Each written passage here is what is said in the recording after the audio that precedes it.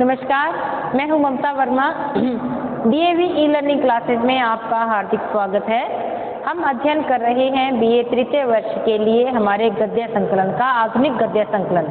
तो आधुनिक गद्य संकलन में हमारे सिलेबस में है जो कुछ विधाएं हैं, यानी कि कुछ संस्मरण है या निबंध है, इस प्रकार की विधाएं हमारे इसमें हैं। तो उसमें आज नई विधा हम करने जा रहे हैं। नया एक संस्मरण है, निबंध है, प्रेमचंद और उसकी भाषा समस्या। प्रेमचंद के बारे में निबंध है और उसके लेखक कौन है? डॉक्टर रामविलास शर्मा।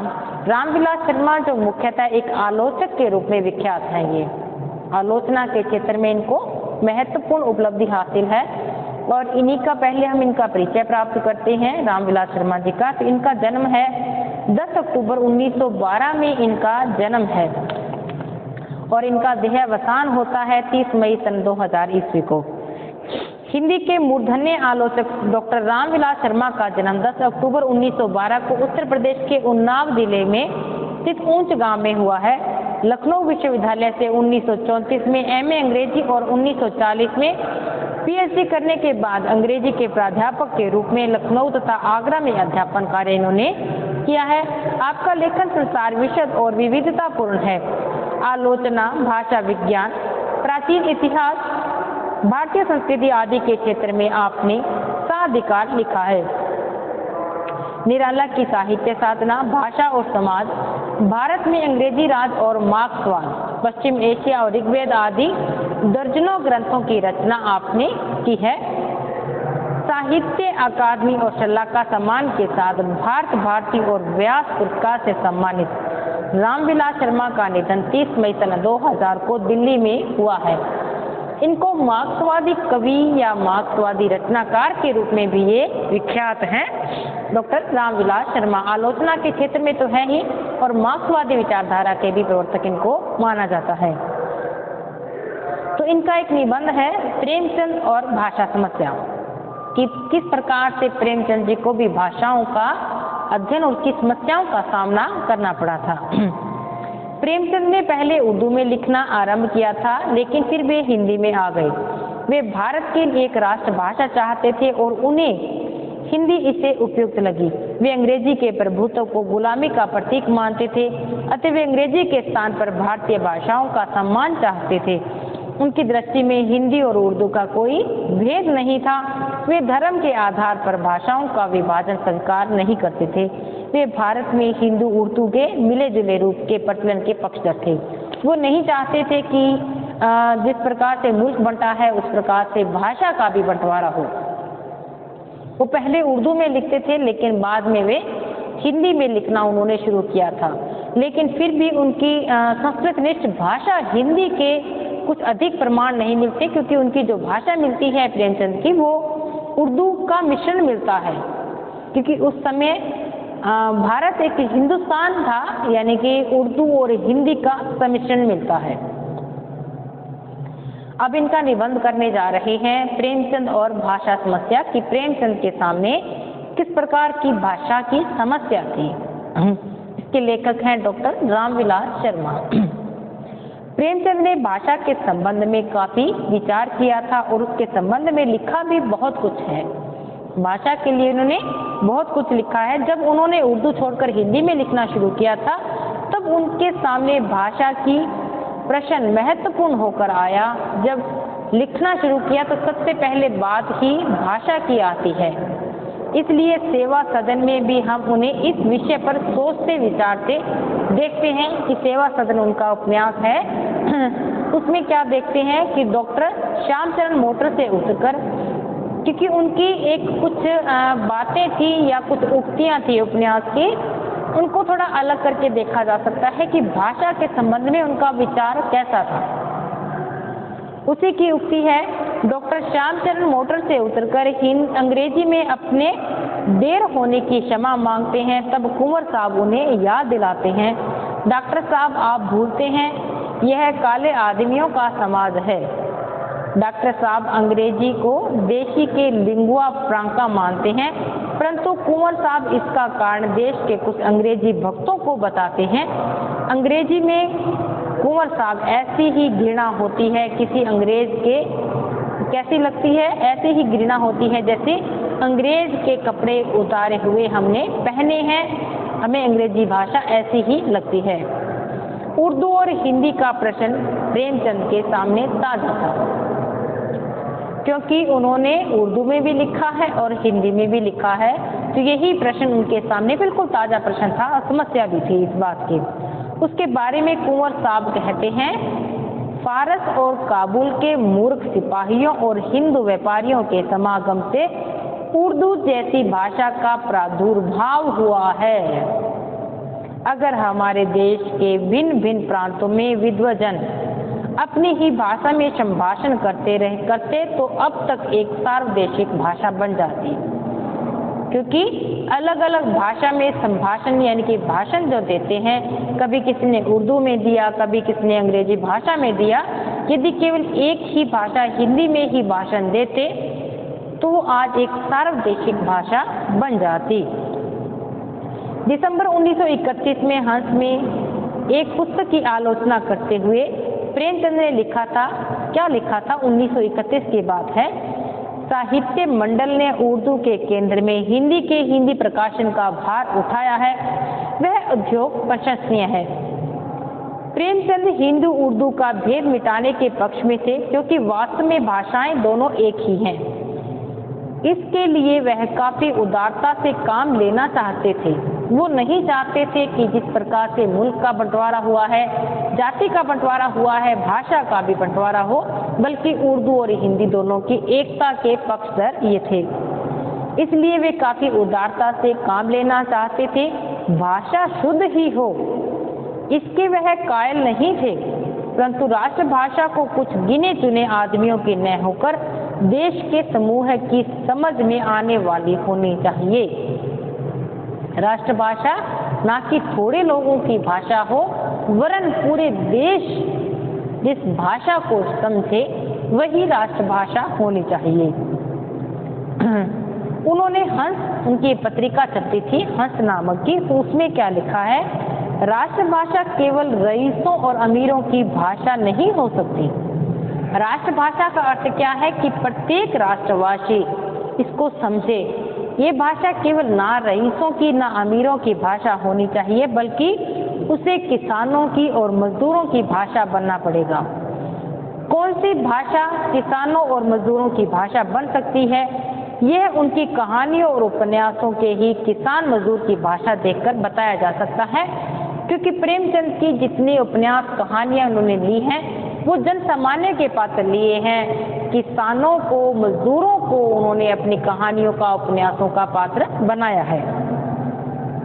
अन्य भाषा भाषियों की सुगमता के लिए हिंदी का शब्दकोश बढ़ाना चाहते थे, परंतु वह ऐसे शब्द के पक्ष में नहीं थे जिससे हिंदी न रहे। नवंबर 35 में हंस जो पत्रिका थी, उसमें उन्होंने क्या लिखा है कि इसका ध्यान रखना पड़ेगा कि अपना कोश बढ़ाने की धुन में वह अपना रूप ही नहीं खो बैठे, कि हिंदी का शब्दकोश को इतना विस्तृत कर लें कि हिंदी अपने मूल में ही न रहे, भाषा अपना मूल रूप ही खो बैठे। इस प्रकार की भाषा नहीं चाहिए। हिंदी की एक मर्यादा है और उसका चाहे जितना भी विस्तार हो, इस मर्यादा की रक्षा होनी आवश्यक है। इन शब्दों में उन्होंने अपने जीवन पर्यंत के अनुभव और चिंतन का सार रख दिया है। सरल भाषा लिखने के पक्षपाती होते हुए भी प्रेमचंद साहित्य की कठिनाइयों को जानते थे। उन्होंने स्वीकार किया, दर्शन, विज्ञान और कथा साहित्य में भी जहाँ वह विवेचनात्मक हो जाता है, जनसाधारण की भाषा से अलग कठिन शब्द अपनाने पड़ते हैं। कभी कभी शब्द हैं, उनकी कठिनता का स्तर बढ़ाना पड़ता है। भाषा काठिन्य के विरुद्ध कुछ लोगों में तरह आवाज न उठाकर प्रेमचंद ने जनसाधारण में ही अधिकाधिक भाषा और साहित्य के प्रचार और प्रसार पर जोर दिया है। जो लोग उच्च कोटि का गंभीर साहित्य रचने वालों की भाषा संबंधी कठिनाइयों को न समझकर उन पर तुरंत ही दुर्हुता, अस्वाभाविकता, आदि का आक्षेप कर बैठते हैं, उन्हें प्रेमचंद के इन शब्दों का ध्यान रखना चाहिए। कौन से शब्द हैं? जब तक जनता में शिक्षा का अच्छा प्रसार नहीं हो जाता, उसकी व्यवहारिक शब्दावली बढ़ नहीं जाती, हम उसके समझने लायक भाषा में तात्विक विवेचनाएं नहीं लिख सकते। शिक्षा का प्रचार होने पर वही कठिन शब्द, कौन से, जिन्हें देखकर आज हम भयभीत हो जाते हैं, वह अभ्यास में आएंगे तो होवापन जाता रहेगा। कि जब कठिन शब्दों को हम भाषा में लेने लग जाएंगे तो वो सामान्य भाषा हो जाएगी, तो थोड़ा डर नहीं रहेगा लोगों के मन में कि ये भाषा कठिन है। ये लिखा उन्होंने जनवरी महीने का जो विशेषांक छपा हंस का 1935 में, उसमें इन्होंने ये लिखा है। राष्ट्रभाषा के राजनीतिक महत्व को पूरी तरह से स्वीकार करते थे। इसके लिए उन्होंने नेताओं पर भी दोष लगाया है कि वे इस संबंध में अधिक सचेष्ट नहीं है भाषा के संबंध में। जब हमारे नेता हिंदी साहित्य से बेखबर से हैं, जब हम लोग थोड़ी सी अंग्रेजी लिखने की सामर्थ्य होते ही हिंदी को तुच्छ और ग्रामीण भाषा समझने लग जाते हैं, तब यह कैसे आशा की जा सकती है कि हिंदी में ऊंचे दर्जे का साहित्य का निर्माण हो। क्योंकि जब भी आज भी यही स्थिति है कि जब भी बाहर जाते हैं अंग्रेजी बोलने वाले को ऊंचा दर्जा दिया जाता है और हिंदी बोलने वाले को नीचा, तो फिर हम कैसे कह सकते हैं कि हिंदी में ऊंचे साहित्य का निर्माण हो।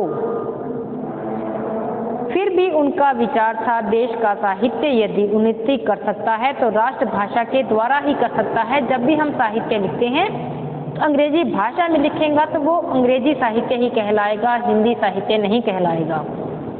यदि हिंदी को आगे लाना है तो हिंदी में साहित्य का भी प्रचार प्रसार होना चाहिए।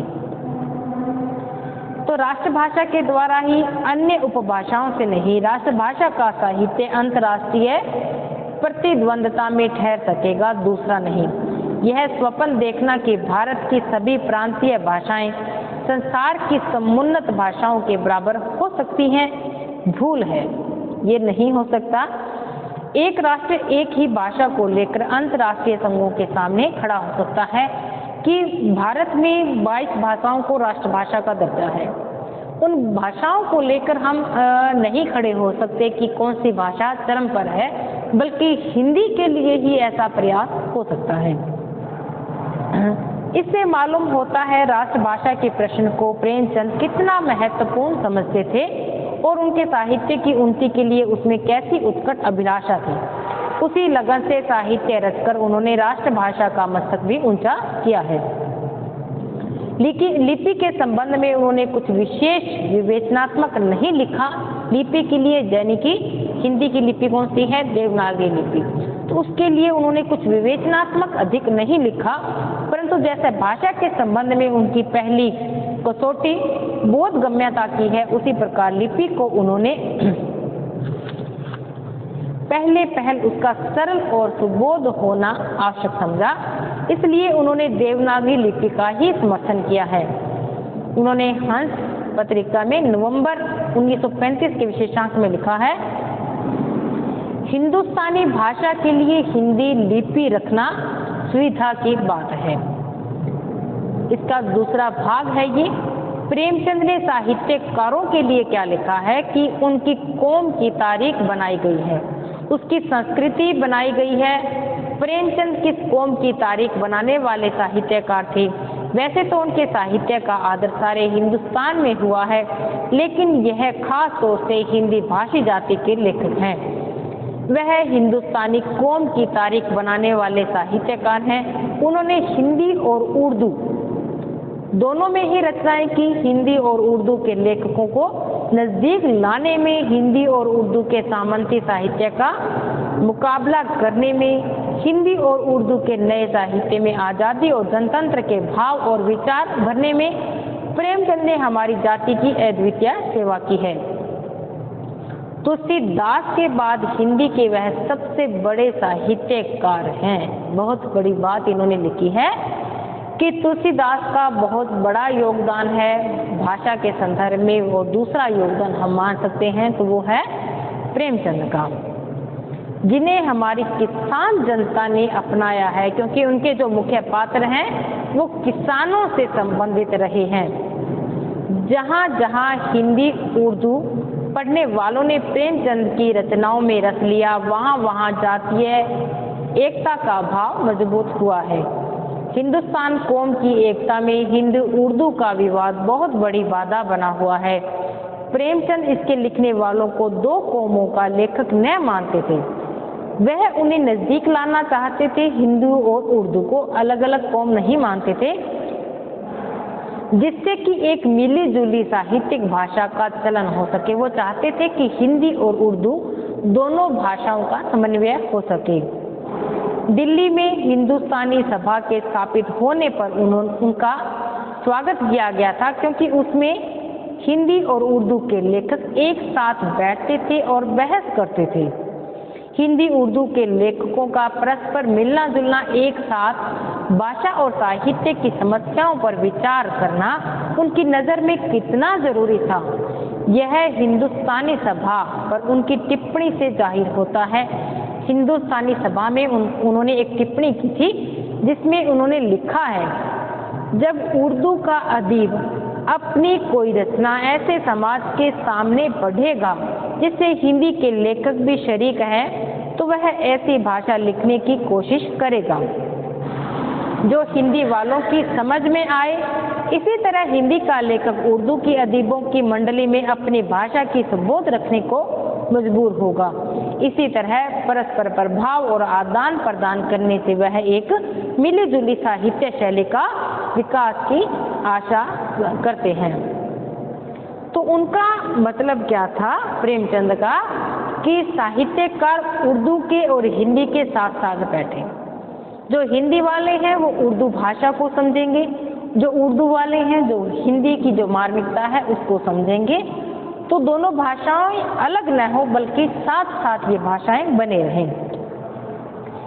इस तरह के प्रयोग की सफलता एक दूसरी बात पर भी निर्भर करती है, वह यह कि इस तरह की सभाओं में शामिल होने वाले लेखक किस हद तक जनता के लिए लिखते हैं, किस हद तक अपने जीवन में जनता के नजदीक हैं। जनता के लिए न लिखने पर साहित्यकार उसी पुरानी लफ्ज़बाजी और उन्हीं पुराने अलंकारों की दुनिया में चक्कर लगाता है।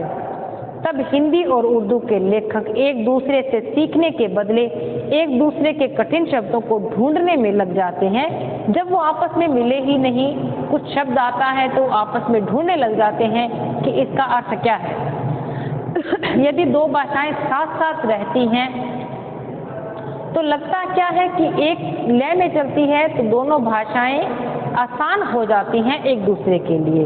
एक मिली जुली साहित्यिक भाषा के जरिए कौम की सेवा करने और उसको संगठित करने का सवाल पीछे पड़ जाता है। जहां पर हिंदी उर्दू लेखकों से मिलकर काम करने और सभाएं चलाने का काम पूरी तरह से सफल नहीं हुआ, वहां असफलता का मुख्य कारण जनता के लेखकों का अलगाव है, यानी कि उनका दूर दूर जब बने रहे, यही इनका मुख्य कारण रहा है।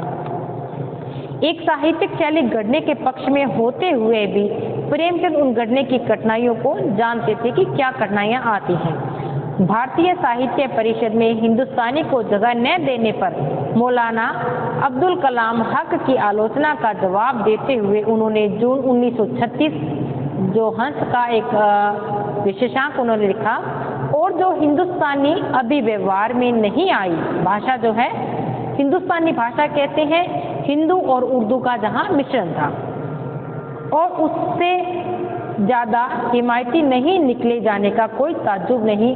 जो लोग हिंदुस्तानी का वकालतनामा लिए हुए हैं और उनमें एक पंक्तियों में का लेखक भी हैं, वे अभी तक हिंदुस्तान का कोई रूप खड़ा नहीं कर सके, केवल उनकी कल्पना मात्र कर सके हैं। यानी वह एक ऐसी भाषा जो उर्दू और हिंदी दोनों के संगम की सूरत में हो, जो सुबोध हो, आम बोलचाल की भाषा हो। इससे नतीजा यही निकला कि एक मिली जुली साहित्यिक शैली के लिए वक्त की जरूरत थी। हिंदी को बहुत अधिक संस्कृत में है और उर्दू को अरबी फारसी में बनाने का विरोध करना सही था कि दोनों भाषाएं एक दूसरे के लिए आसान हो जाएं। लेकिन हिंदी और उर्दू की जो दो शैलियाँ चल रही थी उसको एकाएक छोड़ा भी नहीं जा सकता था।